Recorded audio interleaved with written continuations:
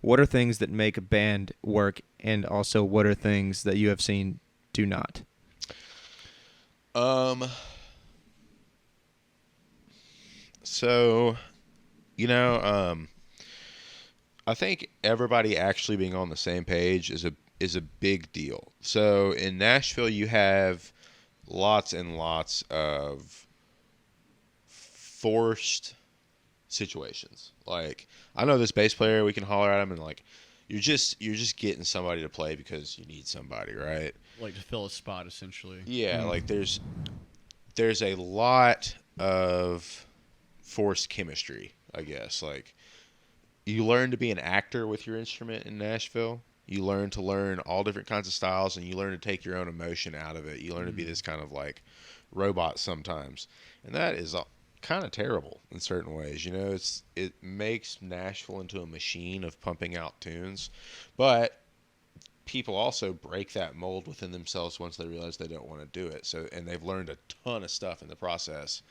So it's kind of like the idea of like wax on, wax off, you know, anyway. Like you're just going through these motions, and then eventually you're an artist. And I think for all musicians, um, I think you keep working until it fully resonates for you with whoever you're with or whoever you're doing. I mean, I can say that in Sickard, or like let's back it up. So like when I first got here, I was playing some cosmic country type stuff with my buddy Kenny Freeman. Cool. That's who I moved here with, and you know we played a lot of music, and we'd find guys who would fit the bill, but like our first drummer was like super into Tool, and he would like want to play. Hell yeah. You know, That's like, awesome, but that sucks. right. And then like we had a dude one time that like played guitar and he like really loved Fish, and it was cool because like we could all smoke weed together, but like we'd be playing like I don't know like some kind of country cover, and he'd like rip a Disco Biscuits line or some shit, or like a Fish lead, and I'm like, dude, we're playing like basically a Sturgill song. You know, it's just like so like you run into that problem. I think one of the big things is like having your heart open, but also having a firm grip on what you want to do and who you want to do it with, and not being offended and not being scared on making the right moves all the time. I mean, with that band, we learned really quick. Like we were meeting people on Craigslist, you know what I mean, and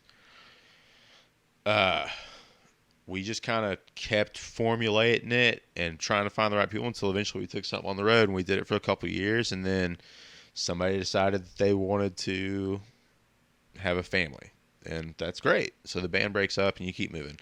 And then when that band broke up, I decided I didn't want to do the like starving artist thing, and I decided I was going to become a mercenary, and I was just going to play studio sessions and country if I got called for it, and funk if I got called, anything. I love the mercenary analogy. Mercenary. That's That's awesome. I like I'm gonna that kill a these lot. fucking tunes. Yeah. And I played for a guy who's like actually, like, I mean, he's really crushing it. When me and him were playing together, he threw a Nashville song up on a billboard. I mean, he was doing really good, and some people know him. His name's Rustin Kelly. He does a thing called Dirt Emo now. And you know he's crushing it. He's out doing a great thing. Right on. But when it really came down to it, me and Rustin had great hangs, and we did some really cool, like, fun touring stuff together. But I don't play dirt emo. You know, like it just wasn't in the cards. And there's some other reasons it wasn't in the cards, but we had that realization, and essentially Rustin fired me. You know, and he fired me not for my playing, maybe for my playing, but he fired me because of kind of a difference in lifestyle in certain ways, and some stuff he was going through, stuff I was going through, and like you can't hold that against people. That was his way of trimming off the fat to make his dream come true, and it did. And as soon as that happened, I mean, after Rustin did that, I mean, I was in Chattanooga shortly after that, and I was playing lots of just like making great community down there, and like the jam band, like soul, like hyper funk, turbo funk scene. And you know, I eventually linked up with a band called Shabti down there, that kind of does like a jam band, almost like They used to do like a twiddly sound. Cool. Like reggae jam. Yeah, yeah, kind of bluesy reggae funk jam stuff. Lots of bluesy stuff. Cool. And then those guys kind of branched off, and some of them did the Tennessee Dead, that's based out of Knoxville. Yeah. With a lot of great musicians in that band. After that, I moved on to Soul Mechanic, and I would say that Soul Mechanic was the first like truly successful band that resonated with me. I will say there was a country band before that called Down Home that we did a lot of very cool touring and stuff, and that stuff resonated with me. But I was a mercenary in that band to a degree. I was very close with all of them. We had that good vibe, but still kind of a mercenary, And then Soul Mechanic was the first band came in. I was heavily involved with writing with my buddy Marcus White, plays keys and Killer Keys now, and also does a bunch of stuff. I mean, he does. I'm kind of blanking right now, but he does a bunch of stuff on the East Coast Jam. He was in a band called Voodoo Visionary, really big on the East. I've seen Soul Mechanic play before. It was a fun time. Y'all opened up for CBDB. I'm pretty sure I've seen y'all play with them. Yeah, we did. That's crazy. Dude, it's so funny. I'll say this for a second. Sorry. You're good. Yeah, I remember right when I met you, when you were starting to kind of like play with these guys and stuff. Like, I was on my Google Drive because I was clearing stuff out so I could put like shows on there, like that I recorded. And I saw like a ticket stub, and I clicked on it, and it was like Soul Mechanic. And I remember I thought I'd heard you say something about that. I remember asking Alex, I was like, "Yeah, what's that band that guy?" Because I didn't really know you at the time. I was like, "What's the band that guy said he was in?" He was like, "Soul Mechanic." And I was like, "Dude, I've seen them play before, like with CBDB and with I don't think you said I have a ticket from the talk show." Oh yeah, I did the talk run as well. Oh, so you did do okay. Yeah. So never mind then. So when I was in the band, and this goes back to it fully resonating. Like, I used to be really into just jam bands. Mm-hmm. I mean, it's just awesome.